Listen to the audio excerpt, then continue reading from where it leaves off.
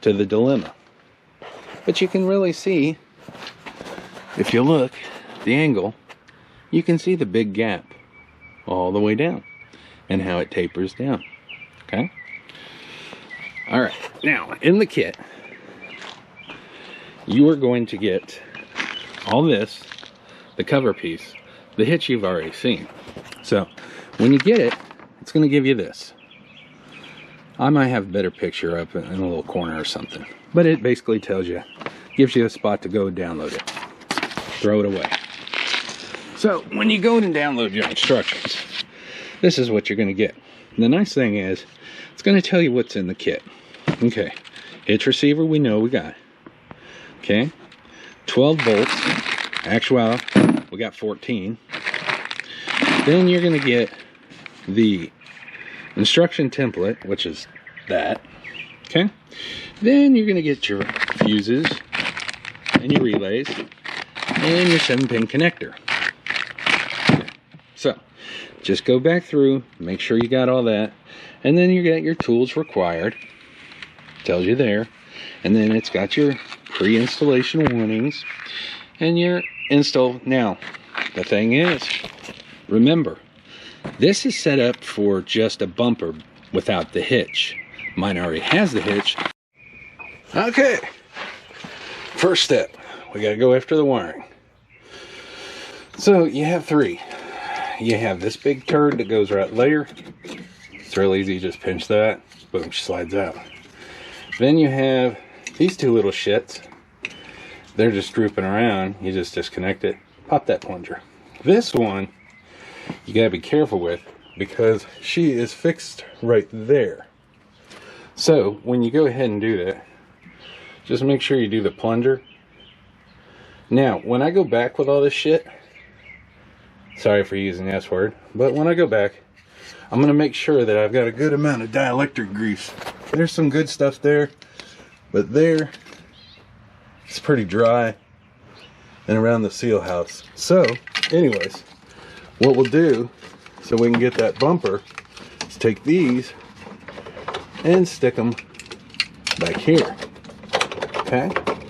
Because now, what's gonna happen, when I go to remove the bumper off, the wiring harness is going to go with it. So I don't have to worry about it so much. And then I'll be able to expose the actual back part of her. Okay, one thing I did realize I had to do was taking this out. Now, something I did notice. This one has a lockable clips in there. The new one does not. So, just in case, you might have to order one if you're not real ginger with this one. So, went ahead, you gotta press the heck out of these and it'll pop right out. Second thing I had to do, license plate lights on both sides. There's one here and there's that one there. Okay, so all it was, I know lighting sucks, but there's the connector. Okay, so that will make it where that plastic piece can come out. So when you go to take this off, all it is just popping it up. But the best way to do it would be probably put it in the sun, because these tangs bust real easy. I busted a couple, but it doesn't matter. I have a new one, so I really don't care. See, you can see it broke there, broke here, here, and that one's still good. But there's still some down through there that are broken and what have you. To take where we're at now, take these two bolts out, and you take the bolt that sits right there out. You take these two bolts out, and then you take the sister bolt at the bottom. Okay, and then from there I should be able to take the bumper. Another reason why I'm not filming this as I'm doing it is because of the dog and just so much background noise. I'd rather just at least let you see what how everything is going along. All right, okay, I went ahead and I got it out. It's not heavy, it's just cumbersome, but it is a one-person thing. You can do two if you want, but if you, one thing you got to be mindful, if you have the step, don't forget there's a bolt that goes into the step to your bumper. So when you go to take your bumper off, you're going to have to take the step off. And there's this little 10mm bolt that comes through. And then you drop the step and the bumper will slide right out. Well, I got a level. We just lift a little bit there. But yeah, it's pretty even. Okay, you ready for the surprise? I am. Here we go. I know you're anticipating. What is he gonna show us? Oh my goodness. What is that? That don't look like a level to me. So, what has this done? This proved that the hitch is bad. So, next step, we're gonna have to take out the hitch. You're gonna have these bolts right here. And you're gonna have, where are you? You're gonna have that bolt there. They're gonna be the same, and those two bolts. Now, you'll notice those two bolts are gone. Well, that's where your step is. Then you got the one bolt on the other side, and you have your three right here. Leave this one, and the same for the other side, as your last bolts. The reason why is that'll help support it, so when you take it out, you can slide it off. Also, disconnect your wiring harness here, okay? So that you don't yank it, rip it out by accident. But there is no other wire harnesses connected to her. This one right here, this one is connected to the actual frame of the truck. So, okay, see what I got? All right, all the bolts are out. Now we're gonna have to drop her down a little bit, and the reason why is because over there you gotta be careful of your exhaust. Okay, so come back a little bit, just kind of work it, and then you just kind of lightly drop it down. This is kind of awkward, so what I'm gonna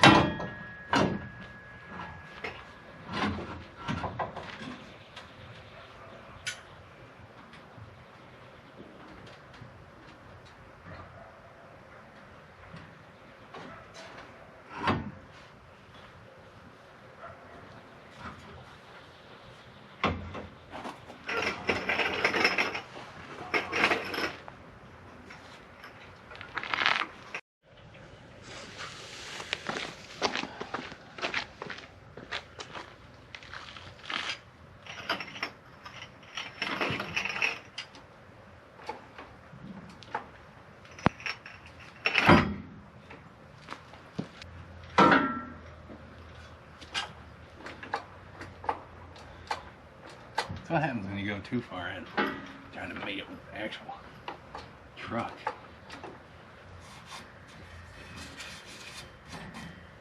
Now, that you got this, be a good time to put some fluid film in there.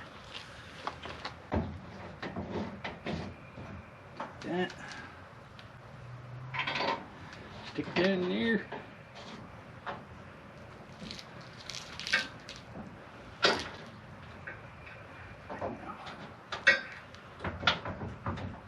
Like I said, she's a little catty wombass, but let's see what we do here.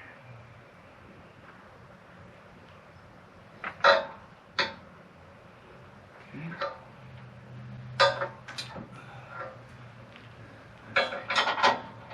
That one's up. My kid's pants, by the way. Thanks, Josh. Dad can always use your pants for something. Alright. Ooh, this thing's got gas. There we go. Oh, I'll be selling these probably on Etsy. $29.95, and I'll even throw in some Ginsu steak knife just for you. Hee.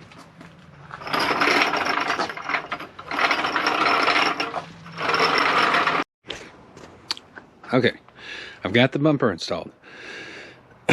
It's going to take you some time to do this bumper, and the reason why is even though that you might have just pulled it off and put it back on, it might not be side to side, it might not be up and down correctly, it might be a little off, it might be something.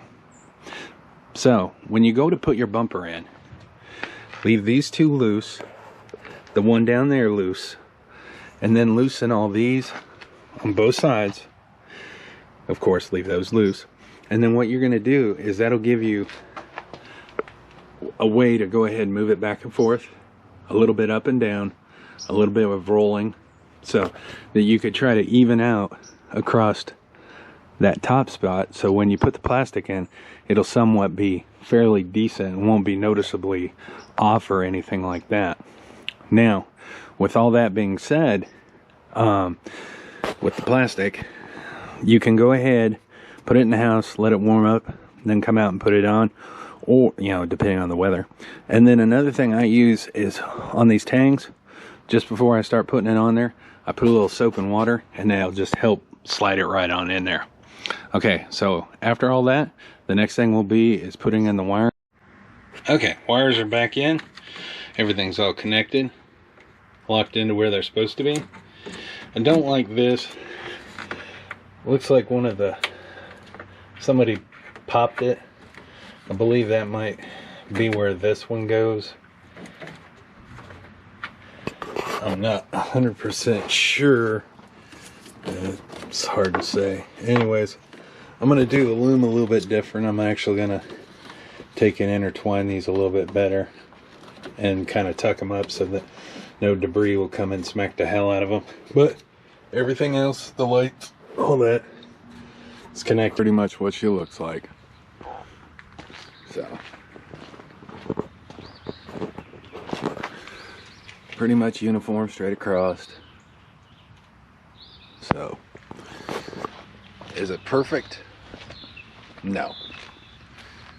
Is it tolerable and livable? Yeah. She's good to go. So,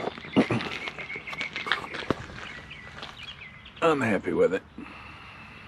She does have a little twist, but that's that bumper. The bumper is really 3 pieces, so, and it takes a lot of twisting and turning, but you can see straight across.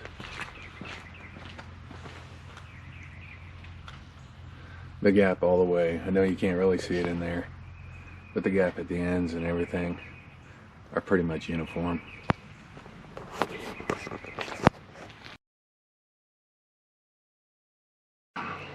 Okay, now we're done. Below you're going to see the before and after pictures. Is it 100%? I'd say it's about 90. Can I live with it? Yes. What do I think? Well, I think that it's an issue between the mating of the bumper, and I think it's also a hitch. You saw the bubble on the right side and versus the left side. Well, I thought I had taken a picture also of the new one. I did not. The bubble was a lot better, but there was still an angle. So to me, it looks like it was probably a jig setup. It was a screw up from the assembly. That's just the way I feel about it. It's the way it looked. Now, with the way everything is, the bumper is made out of a 1/16 inch steel frame. It's real flimsy. So you have piece here, piece here, piece here. They're all interscrewed. Okay? And then you have the plastic on the outside and the plastic on the top. You can twist, shape, bend, form, whatever. But you're not really going to get a whole bunch of play out of it. You cannot do anything with the hitch. So basically it's a hard point. So you can twist and do all your little stuff you can with the bumper as much as you can, but you're not really going to get a whole bunch out of it. So, is this all stuff I can live with? Yes. Do I think that it was a manufacturing error? Yes. Or a flaw? Yeah. But that's here nor there right now. So, now this brings us to the reason why I had to do this. I've been fighting this for about a month. I bought the truck with the first picture that you saw where it was twisted. I bought the truck like that. and didn't really notice it too much until when I was out at a distance and I could see that the tilt was a lot more noticeable. So going through and sending it out to numerous auto body shops and having the back shop, and there was nothing, no forward progress, and everybody's pretty much, oh, there's nothing we can do. The way it was interpreted by me was, well, we've tried everything, don't know what to tell you, but that's it. So then my temper gets involved, because now I mentioned that it was the hitch back in day one. I believe the hitch was out, just the way everything was angled. So the attitude and the way like I said, I interpreted it was, well, Nissan doesn't want to help us. We don't know what to do.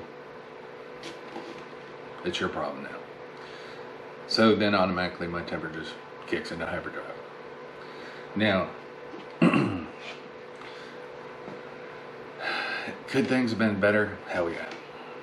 There was a lot of lack of communications leading up to that day. There was very little guidance or anything. It was just, well, we're going to try to get it fixed. We'll do what we can. And that's fine. I don't have a problem with that. What I have a problem with is the lack of communications. Day one, if you told me a shop said, they can't do it. Day two, another shop said, we can't do it. Day three, our guys in the back, they can't do it. I would have been a little bit more receptive and understanding, but still we'd had to come to a solution to the problem at hand. So my ass was, and it's a term that we all use, but I showed my ass. And I don't like doing it. I'm not that way. Many people that know me know that I've got a goofy sense of humor. I'd rather be happy than pissed off. When I get pissed off, it's non-beneficial for anybody. The problem is between y'all and Nissan, not me. I know I purchased the vehicle, but that is here nor there. So I'm willing to accept being an ass. I'm willing to accept all the problem of my attitude. And I apologize sincerely for everybody that was affected. The area, the shop is a great bunch of people. They're really nice. Everybody's very cordial. Service manager's cordial. The service line people are very cordial. The parts people, the parts manager, very cordial. The finance, it's, one person. The cash, the place you play, they're good people. The front end greeters, great. Salesman, aces. Sales manager, I think you and I just had a bad day together. So, all in all, this is my thing of reasons why we had to tear this apart, what I found, and a solution to the problem. And then the communication part of, I apologize, I'm a big man, I commit that my temper and my mouth and my attitude got in the way. In return, just if there's a later issue with another person, just listen to them. Stay focused on the problem. Do what you can to get it taken care of. And don't ever do this. Don't ever, well, we don't know. Because that could totally cause a situation to go completely south very fast. All right, this is Trav. As usual, look out, take care of each other. You have a great and safe day. And let's see what the next video is. It's not going to be with the Titan, I can tell you.